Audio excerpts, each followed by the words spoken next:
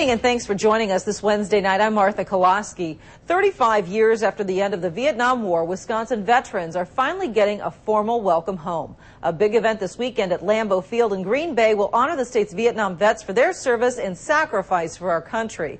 New at 10, Mike Thompson now joins us live with more of one veteran's story. Well, Martha, the event this weekend is called LZ Lambeau, named for the landing zones the veterans were often deployed to.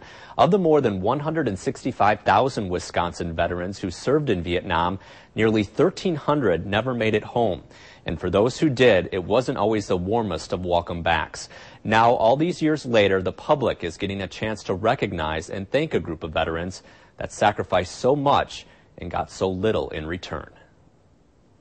Every day, 63-year-old Tom Baertsch of Onalaska lives with the horrors of the past. There isn't a day go by that I don't think something about something that went on, and there still are the nightmares, and there still are the flashbacks, and there's still all that kind of stuff.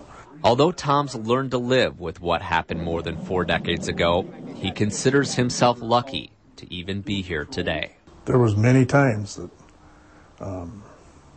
I made peace with the Lord. Like they say, there's no atheist in a foxhole. And that's probably one of the scariest things for a 21-year-old to be able to do, is to be at peace with himself that if he's going to die, he's going to die. The stark realities of war weren't even a thought for Tom when he graduated from high school in the mid-60s. At the time, the United States combat operations in Vietnam were just getting started. Back in the 60s, it was either you went on to college or you went in the military. And I chose to enlist in the Army. Tom arrived in Vietnam in late '67. He spent a lot of his time in I Corps, a region in the northernmost area of South Vietnam, and at outposts along the Demilitarization Zone, or DMZ. He fought some intense battles, and each day was a struggle to survive. I had the misfortune of being there for the Tet Offensive. There were some significant battles up there that were fought during Tet. Tom came back home in 1968. There were no parades, there were no greeters at the airport, and life was definitely not the same as when he left. Oh, you were real fortunate if you didn't get spit on or called a baby killer or something like that. I was fortunate, I don't know, I wore my uniform. There wasn't anybody even so much as said, thanks for your service or anything like that. You got the kind of a look out of the corner of your eye, and everybody did. Many years ago, Tom was diagnosed with post-traumatic stress disorder, or PTSD. He, like most of the returning soldiers, never received any help when he arrived home. You were in combat one day, and it wasn't unusual for within 3 or 4 days to be back in the country. And there was no wind-down systems. There were no any kind of anything else. You got discharged out of the military and thrown on a civilian plane and sent back home. Tom is looking forward to this weekend's LZ Lambeau event. Even though it won't undo the wrongs of the past, he believes it will be a healing of sorts. It's long overdue. It's a great thing. And I'm going to go. I'm going to participate. A lot of it's going to be, from my standpoint, is meeting a lot of other Vietnam vets. I think that does a lot of healing. And it's going to be about, for me, remembering that those 1,500, 1,600, whatever it is, guys from Wisconsin that didn't come back.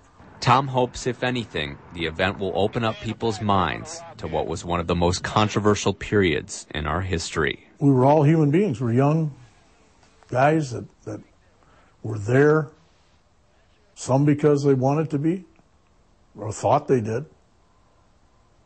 Most of them because they were in the military and that was their job and the government sent them there to do it, and just give them the respect for what they did.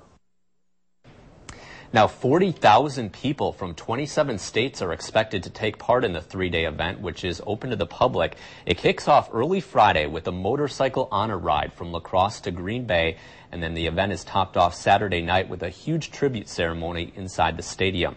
Now, we should mention also that not every Vietnam veteran is actually in favor of this weekend's event. Some say it is just way too late and too little. I can completely understand them feeling that way, but at the same time, I think it's a great opportunity for the next generation, the younger people who maybe weren't even alive at the time of this war, to appreciate what these soldiers went through. Yeah, and there's a lot to learn. All right, thanks, Mike. Also, we'd like to let you know about a special series produced by Wisconsin Public TV called Vietnam War Stories. It's a 3-hour documentary featuring dozens of Vietnam veterans from all over Wisconsin. We'll be airing that special on 3 consecutive Sunday nights in June at 10:35 p.m. And then also, all 3 hours will also run on Sunday, June 20th from 2 until 5.